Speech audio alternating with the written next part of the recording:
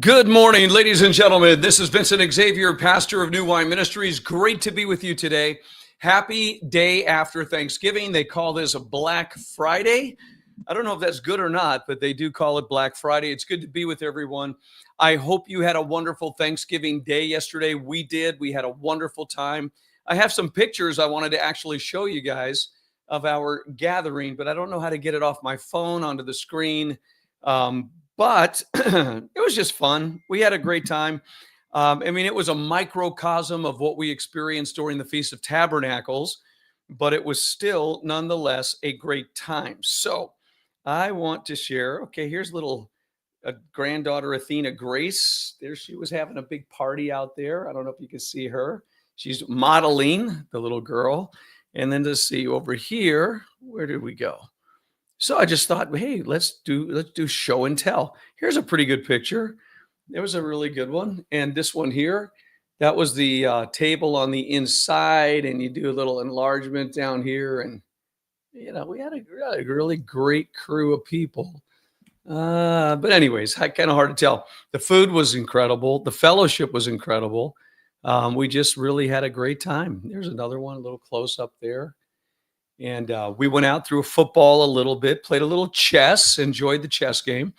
Been doing good. And hey, Joey Bada, good morning. How are you? Joey, by the way, Joey, did you see what Carol sent to us?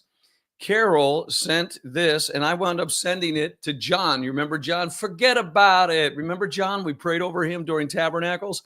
Well, Carol, yesterday, here's John Murillo. I sent him this, and I don't know if you knew this or not, but she said she was thinking about us because on this menu of flatbreads, come on now, there it is. Forget about it. There it is. It's a margarita and then a forget about it. And this was called a forget about it. I sent that to Brother John, and he got a kick out of that, man. He said, LOL, I'll have to try the forget about it recipe. That's funny. So anyways, we had a very, very nice day yesterday. I, in all sincerity, got off the air and want to say good morning, by the way, Monica. God bless you. Monica Lucas 2052. Ooh. That's kind of an inversion from 2025. And Robert Taylor's with us, 8815. You guys got some new numbers out there. I love it. Robert, good morning to you, sir. And you're our two West Coast listeners early in the morning. But yesterday, I went on the air. I did a little Thanksgiving thing and having just a little bit of direction of where we were going to be going. And I'll be honest, in my heart, I got off the radio yesterday and I thought, wow, that was a little rough around the edges. It was actually worse than that for me. I thought, God, our Father, the one that is at the center of all we do, or should be at the center of all we do. He's God, right? And there's nothing impossible with him. And because in my little tiny mind, in my little tiny brain, the portion that I have that God has touched, and the things I read in the Bible and the things I see, and you look through a biblical lens. Jesus said, look at the signs of the times, and you should know some stuff. And my message yesterday was not just a smooth, happy Thanksgiving gratitude kind of message.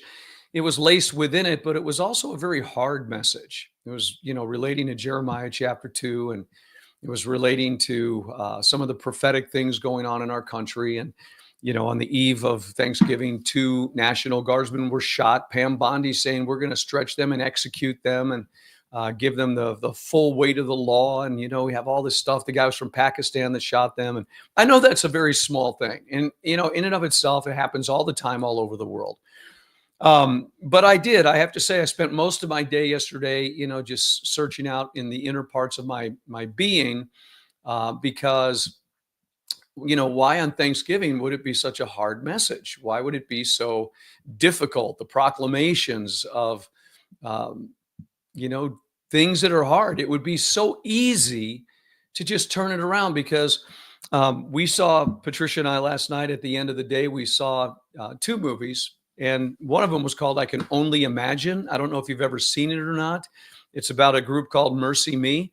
It is Dennis Quaid is in the movie. We watched it. I've seen it probably 3 times already, but it came on after this other movie we saw, which was, I believe, about the life of 12 people that were, they didn't know each other, but how by the Spirit of God became all interconnected. I would highly recommend that movie to anybody.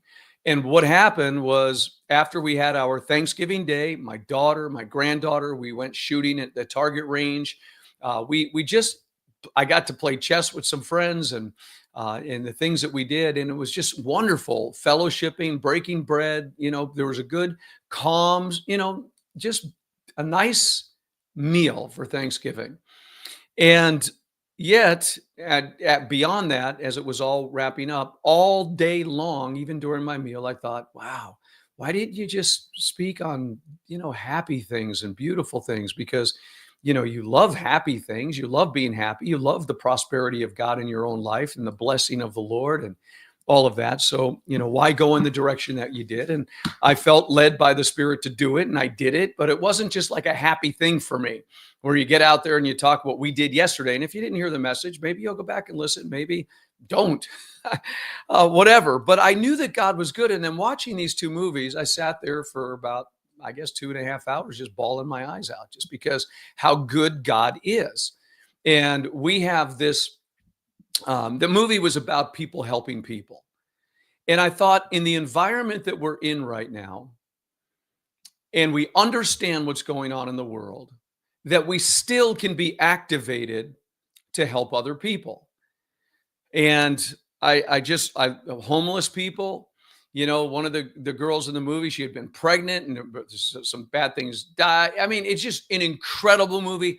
I believe, or do you believe? You've got to watch the movie. It is incredible. Do you believe? Now, and I put it on PureFlix. We have PureFlix, and that's what we like to watch. And we have VidAngel, so we have no curse TV, that kind of thing. So it gets out all the junk you don't want in it. But there was no reason to do that. It was an incredible Christian movie. Do you believe? And so last night I went to bed with that in my spirit, and I was thinking, God, I know you're this good. And I know there's nothing impossible for you. And I know you could change the course of history. You can do anything. There's nothing you can't do.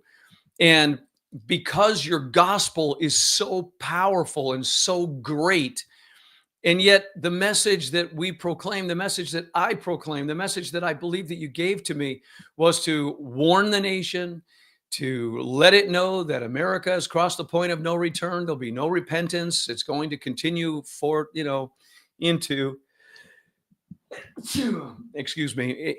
the places that we see it going. But it's not the preferred message, of a person's heart.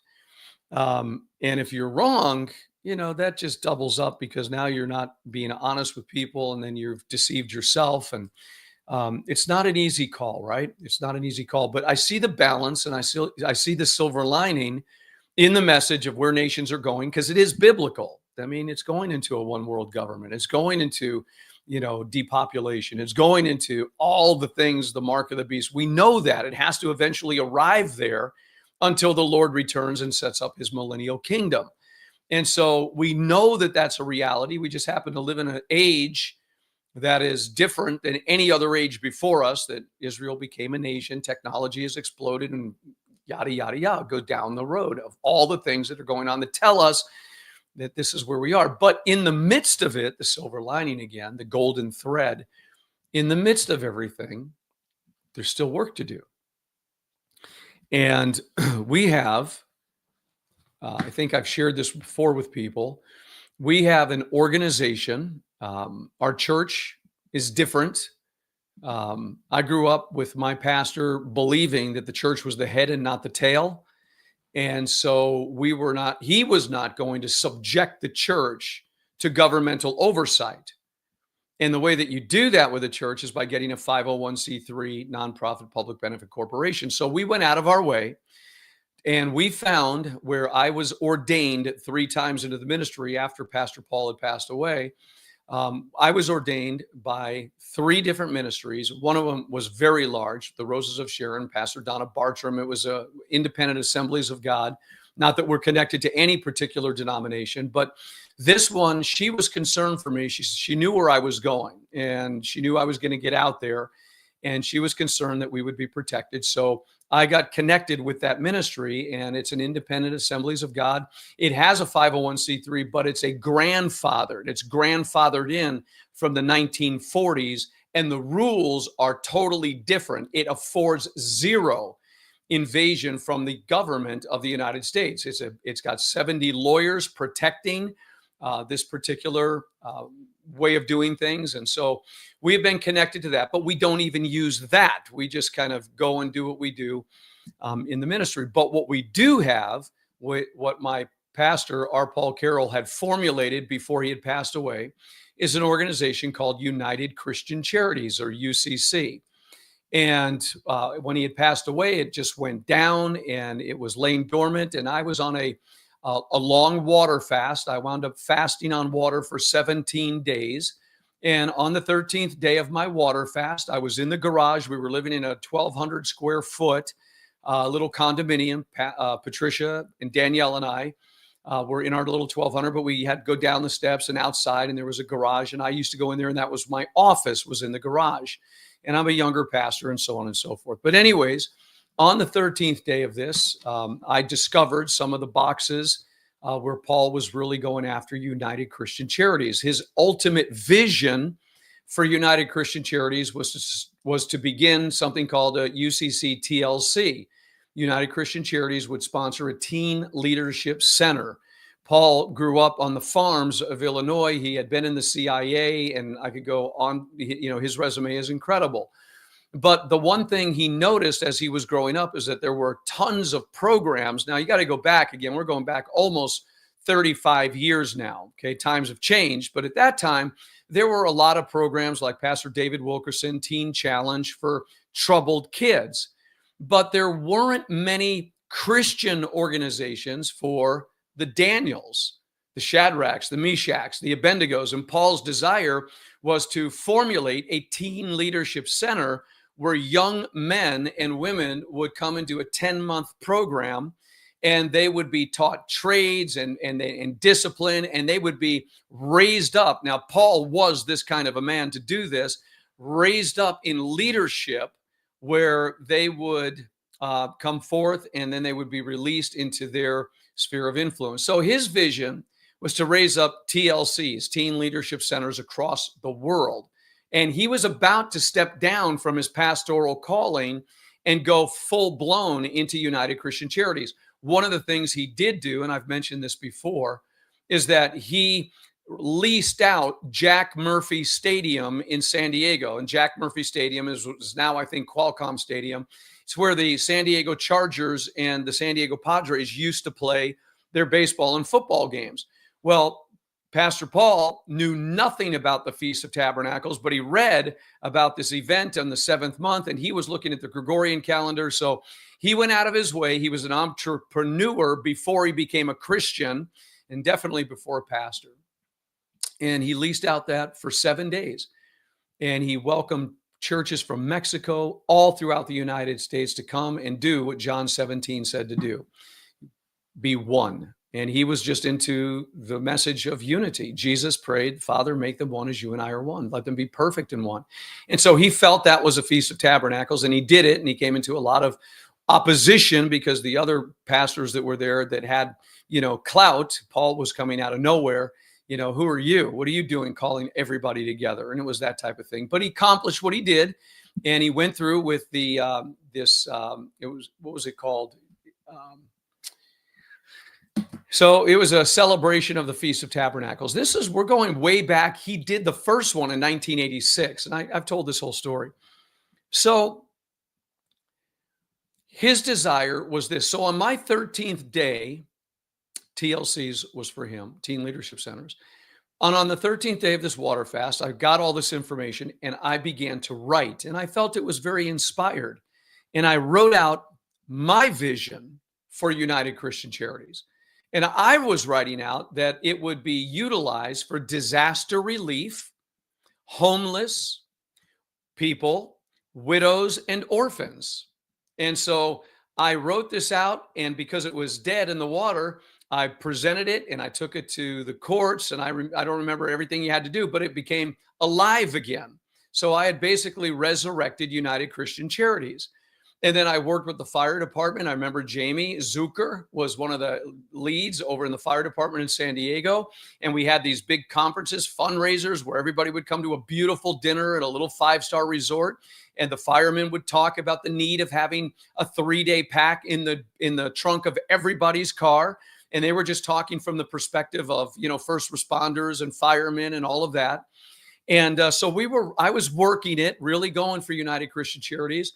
And my vision, I remember, was to have a warehouse, a massive 40,000 square foot warehouse, and semi-tractor trailer trucks that would back into the little ports where they would get loaded. And the 40,000 square foot warehouse would have food and clothing and everything you could imagine, that when a disaster struck somewhere in the country, that those trucks would be filled up, kind of like Operation Blessing. But I'm doing this way back when, nearing 30 years ago now. And the vision was to get those trucks out, and then van with 7 or 8 people would follow those trucks. They would show up at the disaster areas. And then the people in the vans would get out and they would distribute the goods. They would distribute Bibles and blankets and food and the needs of the community that was struck. People would be there for counseling and comfort, and maybe say not a word, but just be there. So this was my vision. And then, of course, go out and feed the homeless, take care of the hungry, and then obviously take care of the widows. In fact, the widows and the orphans, I wanted to, in my mind, call it the widow's mite. But it wasn't the MITE that we find in Scripture about the widow's mite. It was about the widow's mite, MIGHT. So my vision was the widow's mite, and then, of course, the orphans, and then the homeless. But the primary thing for me was disaster relief. Now, United Christian Charities was there. It's alive again. It's breathing. I'm moving in that direction. But then all of a sudden, right around 2001, 1996, let me go back even a little further. What Patricia and I had done by the grace of God is that we had started churches across the country. In 1994, we were blessed with an RV, and we took the RV and we traveled across the country, and we went from Jersey City. We went to Winston-Salem, North Carolina, Virginia Beach, Virginia. We were in, Jacksonville, Florida. And what had happened, we weren't even trying. We were just showing up at different places, and one thing would happen after another. And before you knew it, we were in people's homes teaching Bible studies and deliverance. And the people loved what we were doing, so they would gather together. And then we knew we had to be back in San Diego to pastor the church God had brought us to. So the deacons that had been raised up under Paul and Patricia's mantle before I became the pastor, those deacons, I went back, released them, ordained them to go to these homes in these different places in the country to do home fellowships, because I was all about home fellowships. I believe, because I had been born again in a home, I was never a part of an organized religious church, the power of God would come into the home fellowships, and the intimacy and the teaching and it's just such a different thing. So I am still and was all about home fellowships, where you establish elders in every city and pastors and teachers, and the fivefold ministry operating with homes. And we had at one time in the home over 70 people would go into this 3-story home in Escondido, California, gorgeous home with a fireplace, and the candle was on the mantle of the fireplace, fulfilling a prophecy from 1982. And we would go into that house, and it would shake with our worship and our songs and our vibration. And people would be sitting on the steps and on the floors, and they came out with rings in their nose and skateboards in their hands, and that grunge look thing. And people from everywhere, very mature people. There were people that were sheriffs in the sheriff department, and they were scientists and doctors and lawyers, and but it was a beautiful group of people that were coming out of the mainstay religion because they weren't getting fed. And now in this environment, they were getting fed like crazy. And then people like me that were coming out of just really bad stuff with a few other friends of mine that needed deliverance and healing and restoration and a hands-on pastoral father in the spirit. Everybody was getting it. So we were doing this now. Pastor Paul had passed away. Patricia and I have been married, and we're going across the country, and we're showing up, and we're establishing home fellowships. And then we would gather every year, all the different home fellowships that were established. We would go to Virginia Beach at the Founders Inn, where Paul Petit, who I interview oftentimes, the gentleman that led me to faith in Jesus Christ by his conduct and by his walk with the Lord, well, he was working for CBN way back then. And so we would go there, and we would get a blessing from the CBN, and all the churches would come together, and we showed up at times. The places were packed out, and the spirit of joy was everywhere. And we would come together for the Feast of Tabernacles at the Founders Inn in CBN. It was an incredible story. We had done so much. It's just mind-blowing just to rehearse it a little bit. But in 1996, I'm getting intimate with you now. We were confronted because I made a terrible mistake. And in 1996, I met a man in Florida who was the most brilliant, intellectual man. And the writings that he had written, I just absolutely was connecting to. I loved it. It was just brilliant. But my wife warned me. Patricia said to me, Vincent, be careful. There's no love in this man. He's intellectual. He's like, I guess, what we would call today, and you'll never know who this is, and it doesn't matter. He may not even be alive anymore. This is a long time ago, but almost 30 years ago. There's no love in him. He's intellectual. He would be called like a modern day Pharisee. You just, it's all there. It's incredible, but it's not accurate because the love is not there. Well, I ignored the advice of my beautiful wife, Patricia, and I brought him into our work and sent him to all the fellowships. And by the end of 1996, every ounce of work that we did was broken and scattered. We lost it. The churches were shut down, and the pastors had gone. And it was a very, very difficult time in our life. We had invested much in doing all of that work. We had traveled. We had given our time. We had just done it. So around 1997, 1998, we were back in San Diego. We were pastoring the church that we had there. We had this big conversation with all the different pastors and the way that things got in and the way things went. It was a brutal, brutal time. But anyways, my point is, it was after that, when I was in that long fast, that I resurrected United Christian Charities. Long story short, we are now in Arkansas. We've been here for 17 years. This coming July will be a complete 17 years. We got here in 2009. We got here in July of 2009. So yeah, 17 years coming in July. And we have Alive and Well United Christian Charities. Our dear friend, Susan, she does that type of thing, and she helped me to get UCC back in order. And while we were here, we started a food pantry in Decatur. And then from the food pantry, we developed where people donate their clothes and their goods. And we had a store. And the purpose of the store was to raise the funds for the food pantry so that we could feed the people. Now, the estimates of what we did in 2 years was fed over 50,000 people. 50,000 right here we were able to feed. And the store was in operation. The pantry was there. And then we didn't have enough help. And everything shut down again. But United Christian Charities still exist. I'm going back to my story, how I began the broadcast today. That I was watching this movie last night, and it was about people helping people, even in the midst of troublesome times, and that we really shouldn't be sitting on our hands waiting for things to happen. We should be proactive in our lives, and we should be doing something. And last night, as I was just going through what I was going through, watching these things, I realized we need to activate once again United Christian Charities.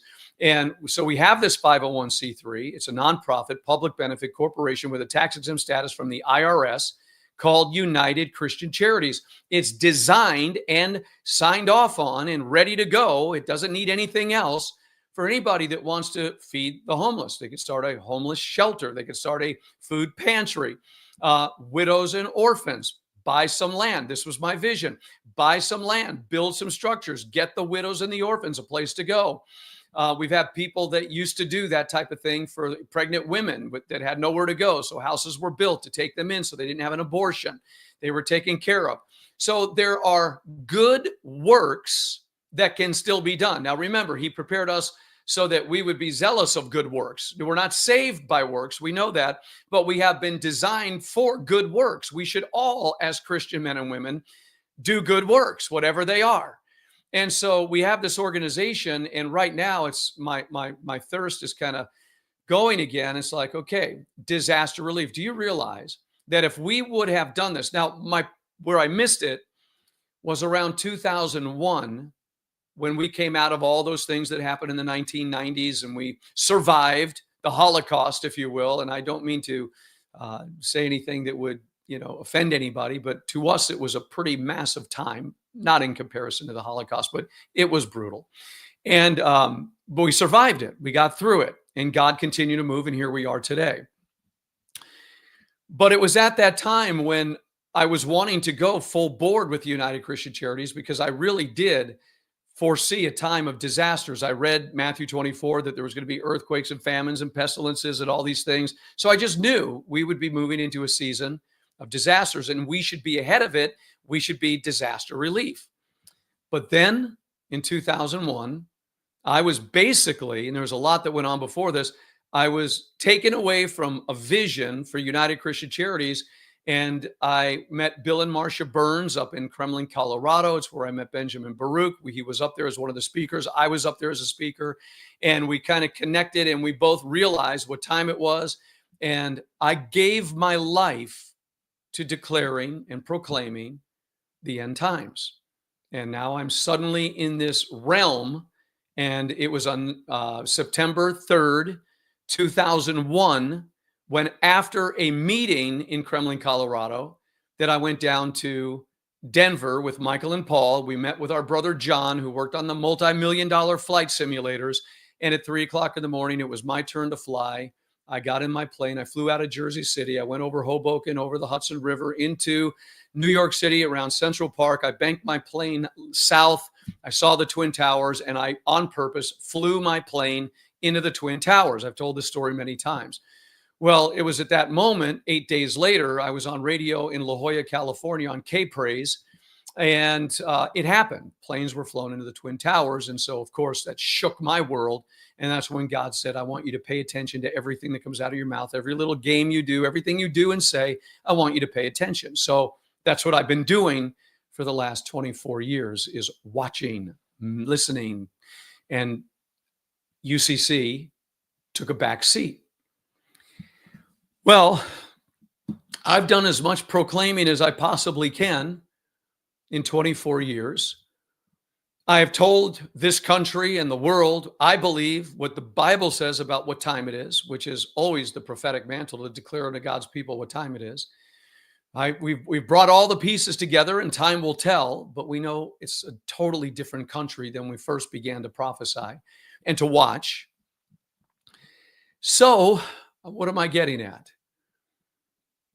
You can't really say much more. I mean, you could document the things that are going to happen today, the things that are going to happen tomorrow, but you get locked in. But last night when I saw Do You Believe, the movie, I just, in my spirit, it's a longing to activate. Now, do you need a corporation to go feed the hungry? Nope. Do you need an organization to go give some widow some help? Nope. Patricia and I, for years, I've watched my wife go sit down in a Waffle House. We were in the Waffle House somewhere in Virginia many, many years ago, middle of winter. She had this gorgeous wool red coat with black lining on it. And we were sitting there, and the woman walked in and said, "Oh my gosh, what a beautiful coat." And of course, we left the Waffle House with Patricia giving that coat to that woman. And we've seen, we're not going to boast about anything. I'm boasting about what Patricia did, but you don't need an organization, right? But we have one. And in this organization called United Christian Charities, it's designed, if there were fundraisers, to go in and create fundraisers to raise funds, right? And by raising the funds, you now distribute those funds. It's kind of like the book of Acts when they sold land and then they took the price of the land and they laid it at the apostles' feet, and the apostles oversaw the finances, and then distribution was made. Well, in my pastor's mind, United Christian Charities was to be that distribution center. And it was to be a storage facility of data, information. Paul's vision was huge, way beyond mine. But I now understood that United Christian Charities would be a place where funds could be raised, and then people that had visions and desired to do certain things, they could be funded and distribution could be made. And none of it's really happened the way that it could. I was looking at a bank statement the other day for United Christian Charities, and I haven't looked at it for years, to be honest with you. The last time I saw it was like $600 was in this account because you had to keep it going. Well, I looked the other day, there was $3,000 in United Christian Charities. And I'm like, where did that come from? I have no idea. Even right now, I have no idea how $3,000 got into the United Christian Charities. So I'm thinking last night, man, what could I do with that to do the things that need to be done? How do we feed somebody? How do we clothe somebody? How do we put a turkey dinner or a Christmas gift or something for people? How do we help? How do we raise funds? How do we fill it up? How do we start a disaster relief center? And what I have heard, and please don't take me wrong, I've done it myself at times, but so many things that I've wanted to do, I've held back because, well, there won't be enough time to do it. There won't be enough time. And with the way that I preach, with the urgency that God put in me to preach with urgency, yeah, it's like it's all happening yesterday. It's happening right now. It's going to happen tomorrow. And so the tendency is to, well, don't do anything. Just get everything. But I've always said, in fairness, work while there's light, because the darkness will come when no man will be able to work. And so I've never told people it's too late, but I know in the atmosphere, it's all around. And we get into these prophetic things. Okay, in the spring, in the winter, it's going to happen here and there. And man, we've been through that enough. And so here we are. We live in a world that is what it is. Is there time? Well, every time I think there is and I want to go there, something else happens. And it's like, okay, I can't invest into this time with United Christian Charities. I have to focus over here. But our ministry right now is in a very specific place. God has brought Patricia and I and New Wine Ministries and all that we do to a very particular place.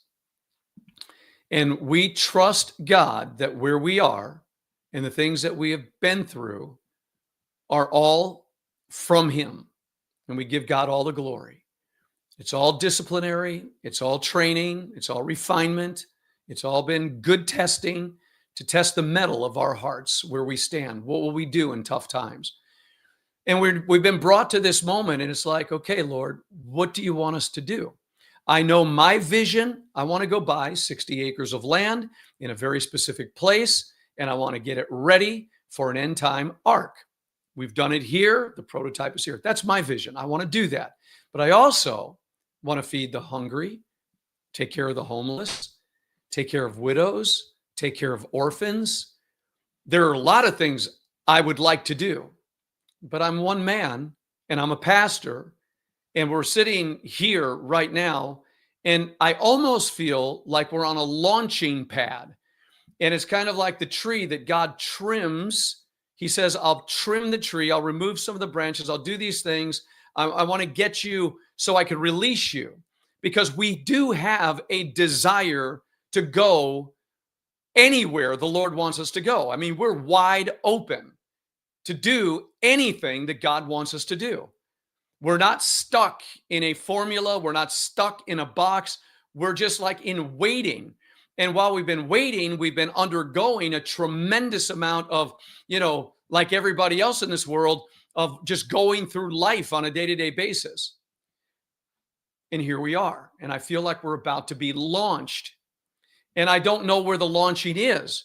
I don't know if this launching is going to create an environment where this ministry of being on radio, Facebook, and all that shuts down so that I could concentrate on something else. I don't know if God's going to launch me to another country or another continent to preach the gospel. I don't know what he wants to do yet, and that's it. But United Christian Charities, after seeing the movie last night, kind of flared up in my spirit again. But there's work to do. There are hurting people everywhere. There really are. There are needs everywhere.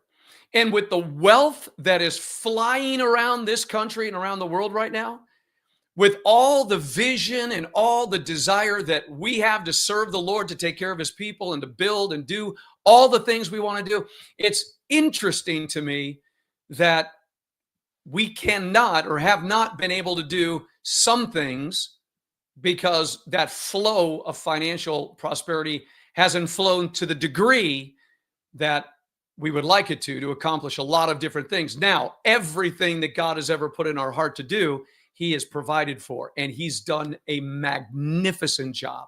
And I give God praise for his provision through the years to do the things that we've done. And for those of you that came up here for the Feast of Tabernacles, you see what we have done with what God has given. And so we have evidence that we have not squandered what God has blessed with, but we have done what he called us to do. But there's so much more. And so now we're waiting. We're in this place. What does God want us to do? How does it get done?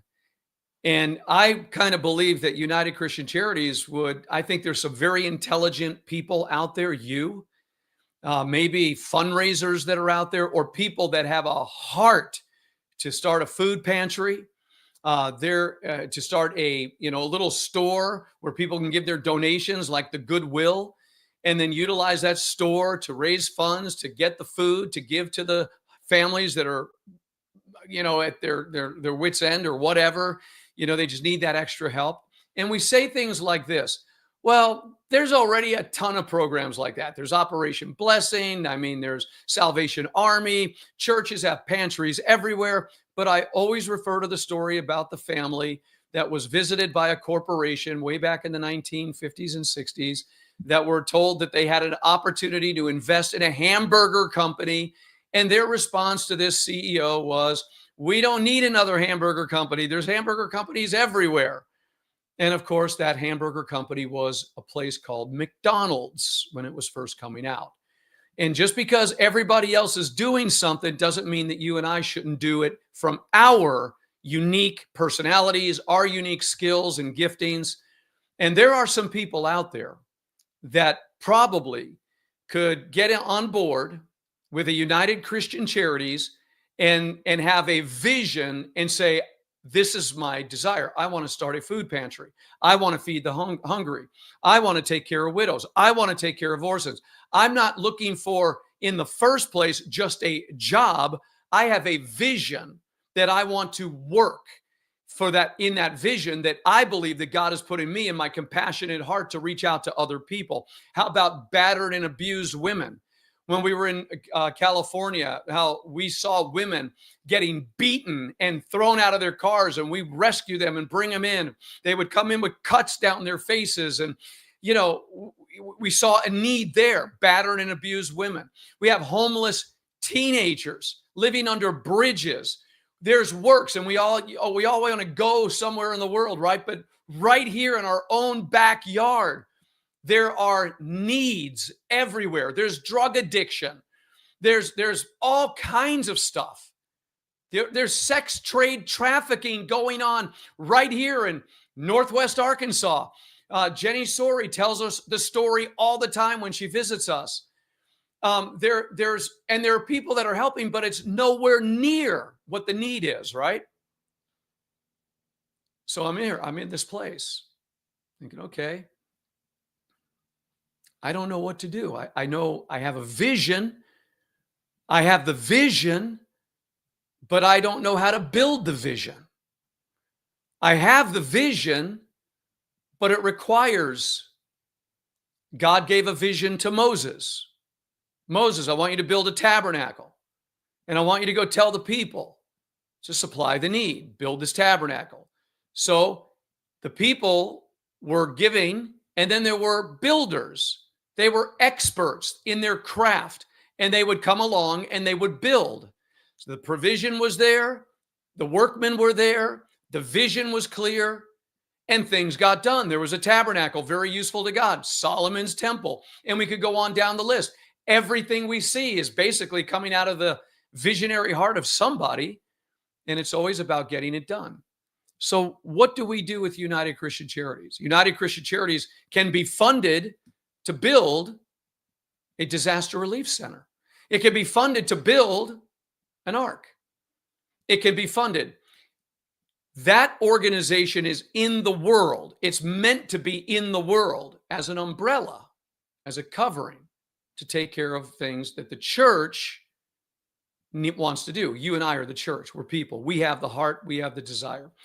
And I'm just laying this forth, today because I just believe there's work to do. And I know people are working all over this world, and I know things are getting done. I have no desire that I'm aware of to go out and build a church building and go out there and, bring people to the church. Although as a pastor, there's no doubt we would love to see our church grow and function. And I think, and I've been told prophetically by many people, that in these days when things begin to go the direction they are, that God will, he's going to multiply and add, and we'll be ready, more ready then. Whatever that looks like, I don't know. But that's kind of my story here about what is in my heart of what I'd like to do in this season of my life. And I don't know how it all works. I could simply share the vision. I could tell you all the things we'd like to do. I know where my primary heart is. I know primarily where I want to do what I want to do. And it requires finances. I mean, if I had finances, I would go buy that land right now, but I don't. And I trust the Lord. There's a reason why I haven't, but I know it will come in God's due season if that's what he wants. I just don't know why God would put something in a man's belly and make, not everybody's called to build an ark, right? I mean, how many, I could count on one hand the people I've heard that are actually out there preparing for the last days arks where people will come in, the door will be shut, and they'll be able to ride out the storm for a few years. I don't know too many people that do that because not everybody's called to do it, but I was called to do it and I've done it, not even knowing what I was doing. I certainly wasn't qualified. And I've done it because people came along, they heard the vision and they helped. And we've done something and it works. So that's my job. And also raising up and preaching and teaching, which I love to do. That's the ultimate of my heart, is to preach the gospel. The ultimate primary thing in my life. God's blessed me to do that, and I love to do it. But I just feel something complementing that with more action, more work. So I don't know. Do you want to start a food pantry? Do you want to start a homeless shelter? Do you want to, what's the vision? How do we put it together? Well, our ministry has this, and it's available. And I've been talking to an individual about it.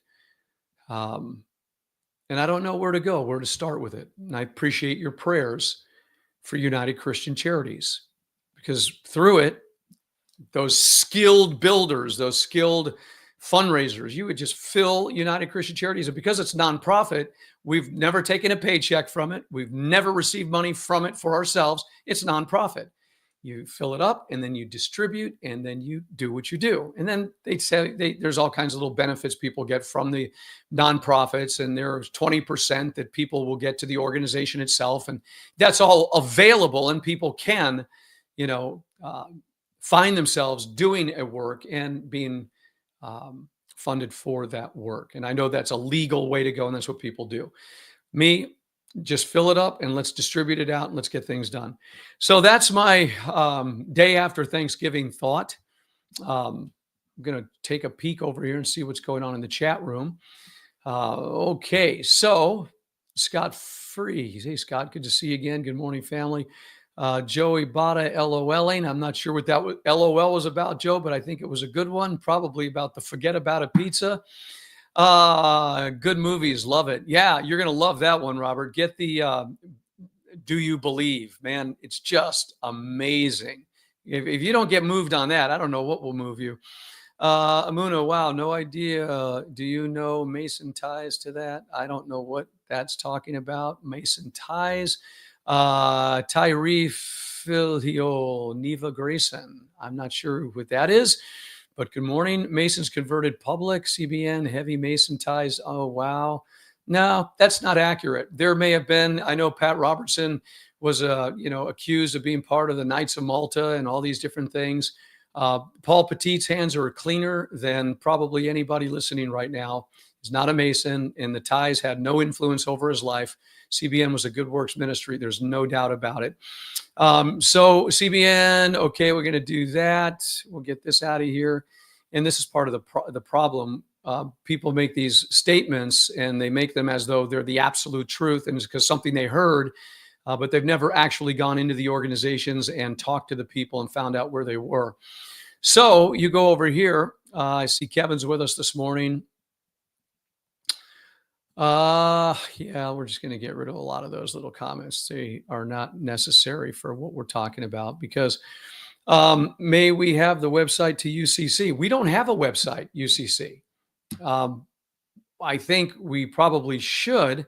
I need to talk to Susan until garbage out. No, it's not that. The 501c3s are not evil in and of themselves, especially when they're under a grandfather clause. So UCC, do we have a UCC website? Let's see. And this is how disconnected it's been for me. I'm going to ask somebody right now, Susan, who's put everything together. I do not believe that we do. Here's Sue. Good morning, Sue, does UCC have a website? Okay, I'll let you know in just a minute. All right, so, well, how do you donate to United Christian Charities? Well, that's a great question too. I don't know I don't know where the $3,000 came from that went into it. There's a bank account that I know, and we'd have to find out and be more, accurate, and every I dotted and every T crossed. Wait for Sue to give me some heads up on this. And we'll figure out how to do that as well. So how do you blend this all together on this day? In about 10 minutes, I'm going to be heading out. I've got a friend. We're going to go do some moving stuff around and about in some storage units for some other friends. And so I'm going to be heading out there. What is this all about? I don't know. Today's today. Tomorrow will be tomorrow. Robert Taylor, there are billionaires that are being challenged to give their money away to charity. It might be a good step. Robert, take the step, man, for us. Go get it. And this is what I'm really getting at. If it's in your heart, go for it. You want to be a fundraiser and you want to go talk to those billionaires. Robert said the billionaires that are being challenged to give their money away. I believe that, but it's who can go and influence the billionaires to give into a United Christian charity that is going to reach out to widows and orphans. A lot of people say, don't put Christian on it. Well, I'm not going to hide our faith. And I know there's wisdom by, this, that, and the other thing. The bad guys, they hide their charitable names with their evil agendas, and they use it for different purposes that are not good. We've seen a lot of that. So I'm just going to go out with it with United Christian Charities. That's the original name. That's the vision. So go get it. Go get it. And we would say, yeah, do it. And Boxer Mama. All right. Not sure who Boxer Mama is. Come on, right? I don't know. Monica Lou says. So there you have it. United Christian Charities, filled with potential. Will it ever do good works the way it was intended to do? Time will tell. We'll see after this conversation. Do we have a lot of work to do? Yep, we have a lot of work to do. Is it in our own backyard? Yep, it's in our own backyard. Are we in the end times? Absolutely, beyond the shadow of a doubt. Are difficult days coming? Absolutely, beyond the shadow of a doubt. Will there be more disasters in our nation, like hurricanes and floods? Absolutely. Beyond the shadow of a doubt. Should we have a disaster relief United Christian Charities arm? Absolutely. Should we have a warehouse with 40,000 square feet of nothing but provision and trucks to go to the disaster sites? Absolutely, beyond the shadow of a doubt. Should there be vans with people wearing their UCC jackets, showing up with their training to go out there and show compassion and love and help get things done? Absolutely. Is there time? I don't know. I have no idea. I know there's today, and I know that while it's day, we work. Is it time right now to build another ark in a specified location? Absolutely. With everything we're hearing about the way that meats are growing and food and the diminishing of quality and high prices, man, to have a community of people, many different communities where you have your own cattle, your own chickens, your own dairy cows, you grow your own foods in good soil, in greenhouses, you have your own water flowing on your land. I can't imagine anything other. It just is about the people. It's about the people being like-minded and getting along. And people sometimes are the biggest challenge in the world because that's just the way it is. And no matter what, God's people have the greatest potential to do the greatest things and to glorify and honor the King, Jesus Christ. Does Jesus want us to do any of this? Isn't that the great question? Does the Holy Spirit want us to do any of this? Or should we just kind of ignore everything, sit back and talk about it all the time? Well, we're doers. We have done and we will continue to do. And if you want to support our vision, then help. That's all I can say. Help. And I'm not asking people to, put themselves in an uncomfortable position. I have friends all the time around me that say, man, I want to sow into that. I'm like, no, I don't want you to. I don't want you to. What I desire is for Lord God to go down to the lake and get a fish that has a gold coin in his mouth. May the Spirit of God go fishing and bring the gold coin and fund the work that needs to be done. Not at the pain of anybody. Yes, there's sacrificial giving. Yes, giving is sacrificial, but you can't outgive God. The widow's mite, she gave more than all.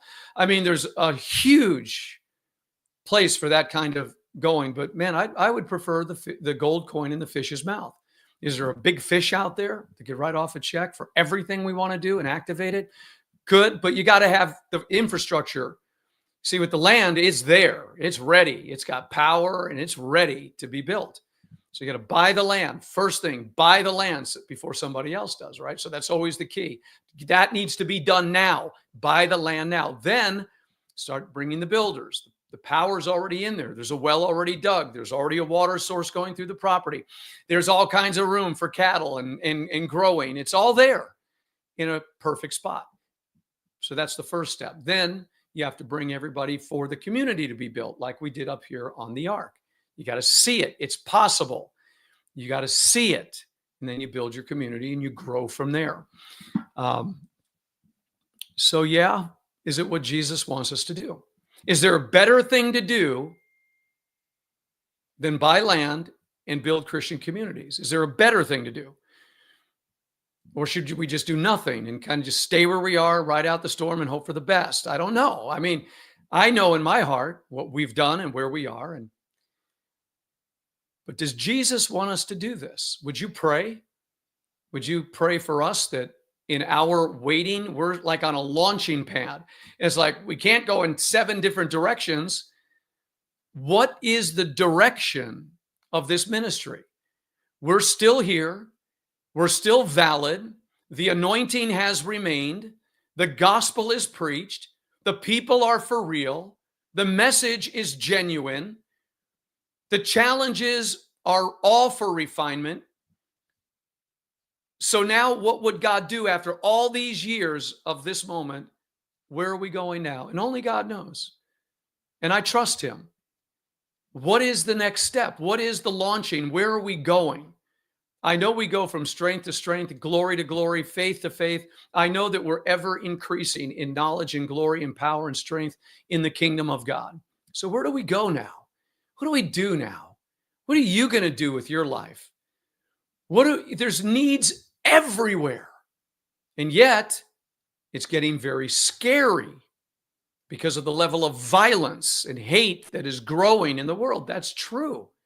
That is true. As I said the other day, I think this is a spiritual connection to who we are and what we do. For the first time in all these years, I've never thought about it, considered it, but it dropped down into my heart. I don't want to go down into Babylon and do business anymore.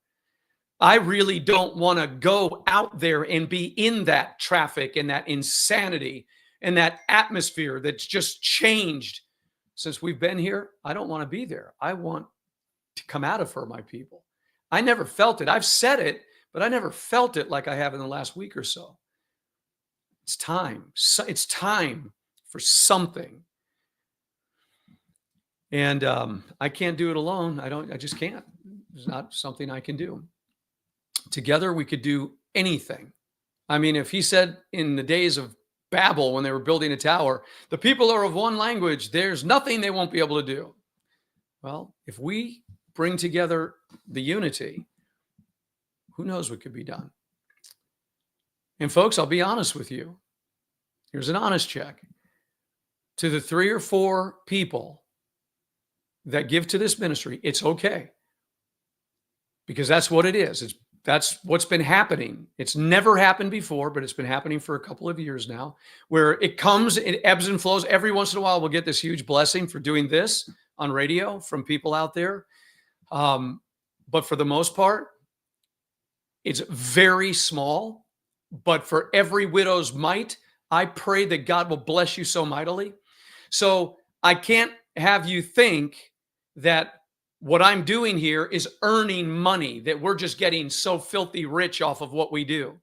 No, when somebody gives $75 or somebody gives $100 or somebody gives $200 or $300, that comes at different times. And there are and have been for quite some time, about 4 or 5 people. When you go down and you look at our screen, it doesn't have 40,000 people or 10,000 people. It has 20 people, 30 people. So it says, I don't know. I was told different. But I do know this. I know that we have value and it's spiritual. And I know that we've been sowing spiritual things through the airwaves. And I just don't want people thinking somebody else is going to do it, because it's not the way it gets done. We have we are a very blessed people, but we're just like a remnant of a remnant of a remnant. And I need you to know that if you think in your mind somehow we're doing this because we're getting paid or we're getting rich from doing it, it's not true. It is not true. The 4 or 5 people that sow into this ministry on any given month, God bless them richly. I pray for richest blessings. I'm talking about an impossible work, aren't I? In a short time, does Jesus want us to do this? Time will tell. Time will tell. All right. So I'm going to leave it there. I love you guys. I appreciate you. And whatever the launching is going to be into whatever direction, I am thankful for today. And I pray that you're thankful today. And I hope you have a great day and a great weekend, and that God blesses you richly and God blesses you mightily. Just allow your spirit to embrace the abundant life that God has prepared for you. I have come that you might have life and have it more abundantly. He's talking about an internal quality of life. I honestly am saying to the people out there right now, no pressure. Just making sure the truth is known. That's it. Know the truth. And again, God bless you for what you do when you do it. And when those big seasons come, I grant that is also from the Lord. And that's the way it is. And I know that people have thought in their minds about certain things, and they thought this, they thought that. And I just think sometimes the devil is really at war with people that are really wanting to do something for the body of Christ. And, but I know that God's ready to do something great. I know he is. It's going to be great. And I hope you get the benefits of the work that we will be doing as you follow through in this ministry and do what you want. Now, again, I'm going to leave it with, if you desire to do something, and if we can help somehow for United Christian Charities, let us know. I'll get more information over the weekend.